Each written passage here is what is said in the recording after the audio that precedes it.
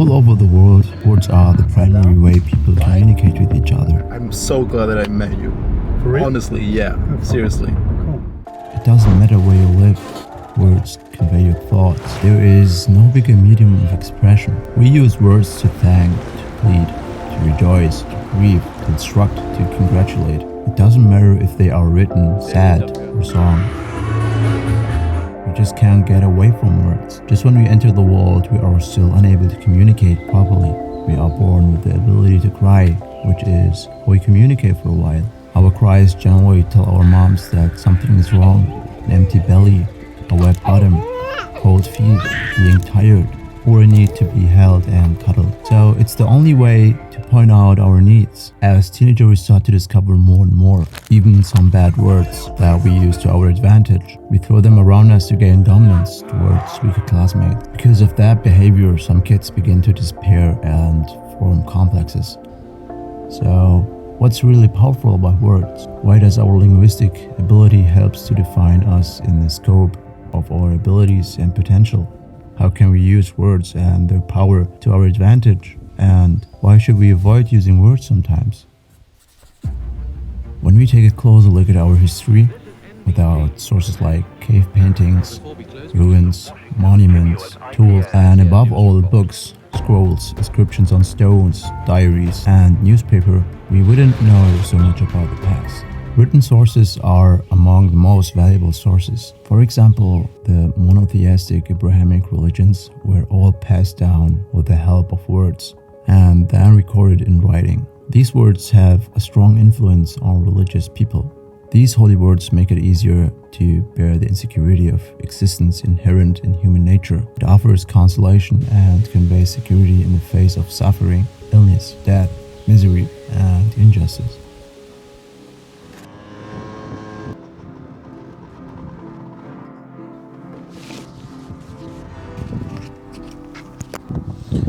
So, words are very powerful things. They are not simply just letters written down on a sheet of paper. They can inspire, motivate, and evoke certain emotions. Think of your favorite song or your favorite book, and you will realize that the words can bring joy, happiness, sadness, depression, longing, loneliness, or any emotion imaginable to others based on their own personal experience. When I'm alone, and I am often alone, by the way, but that doesn't mean that I'm lonely. Feel free to check the link down in the description. Yeah, that's another topic. So when I'm often alone, I think a lot about words and their meanings. The words aren't just words. We often hear statements such as, those are only words, but it's known that words have the power to change the situation. I mean, one word can change a sentence meaning completely or add substance. You see a stranger outside who looks tired and stressed, and you go over and give him some kind words that are written on a small sheet of paper. See how it affected the people.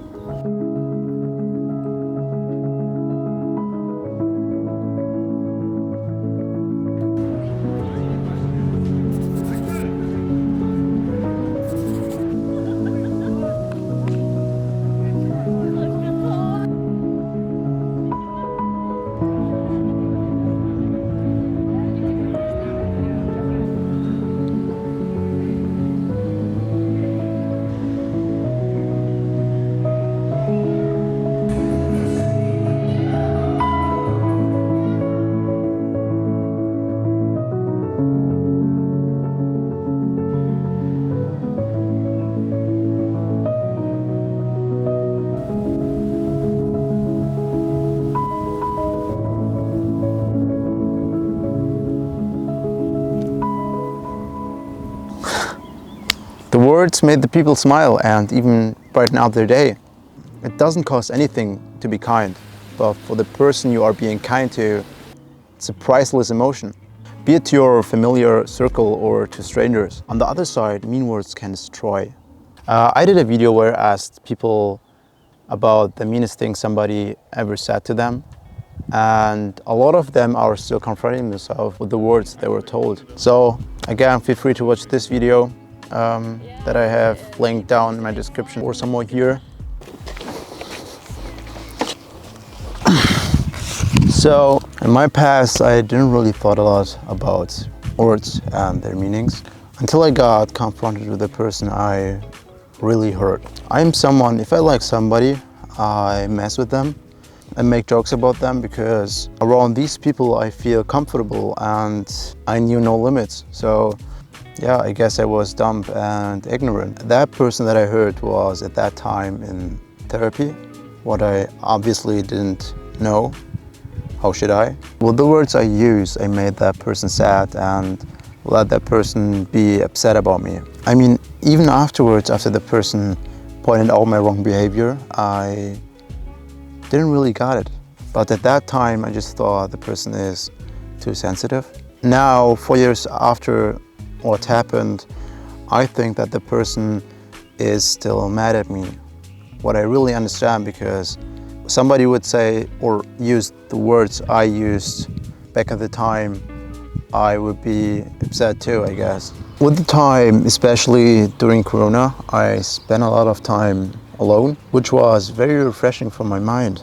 At that time and until that day, I started to realize how powerful words really are and how they really can change something. One day while working, a stranger said something very mean to me. I don't want to say exactly what he said to me, but it was very personal and I took it to heart. But at that moment, I tried to react cool and to play it down.